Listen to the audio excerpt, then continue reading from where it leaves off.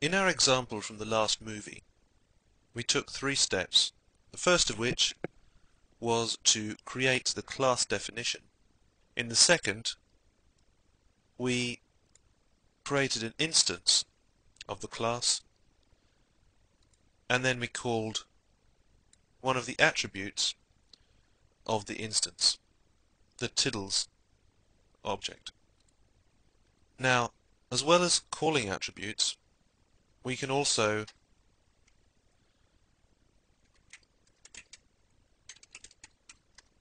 modify those attributes in the same way. So if we decrease Tiddle's legs by 1, then we can go back to our browser, refresh. As we can see, we can use attributes in a similar way to the way we use normal variables. There are reasons not to do this, but we're not going to go into those just yet. If we create 2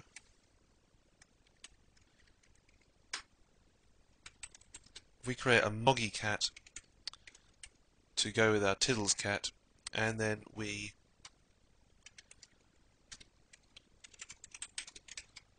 going to specify here which cat we're referring to.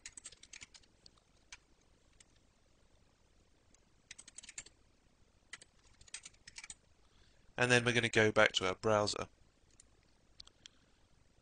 Tiddles has 3, Moggy has 4. Not very easy to read because I missed out the line break, but the principle should be clear.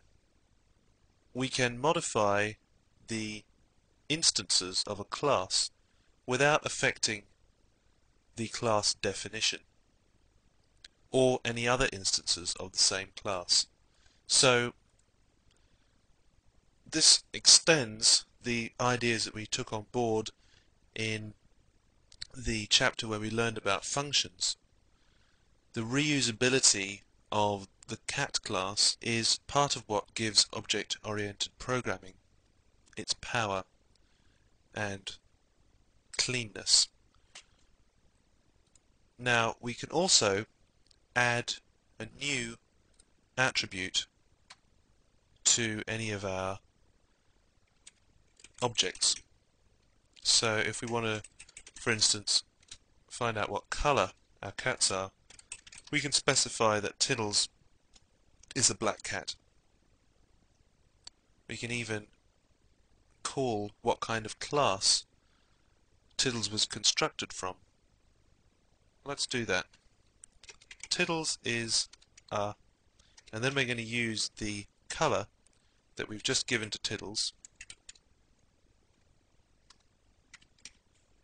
and then we're going to put another space in, and then we're going to use a function called getClass. What this does is it returns the name of the class that the object, in this case Tiddles, was created from.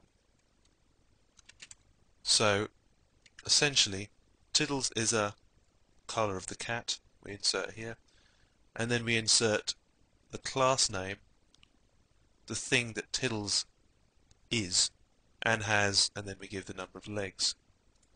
Perhaps we should specify that legs is what we're talking about. Now we're going to go back to our browser. Tiddles is a black cat and has 3 legs. Now we might want to do the same for Moggy, but Moggy, however, will require either a complete repetition of this line or a way of automating the process of putting out this information. Well, that's exactly what we're going to do. We're going to create a simple method that will tell us about the kind of cat that we've just called. And this is how we're going to write our method. We're going to write this, and then we need to give the name of the class from which it was called. No, in fact we'll put the color before it. need to access the color attribute of the object. So we're going to use a special variable name called this. And by saying this is a way of allowing us to refer to the object itself without knowing the object name. Because when we define our class cat, we don't know what cat we're going to be creating. Essentially, we don't know whether it's Tiddles that this code is going to be used on, Moggy, or any of an infinite number of other cats that we could possibly create. So we just use the variable this, which is a special variable, doesn't literally mean variable this, to refer to the object that we call the function from.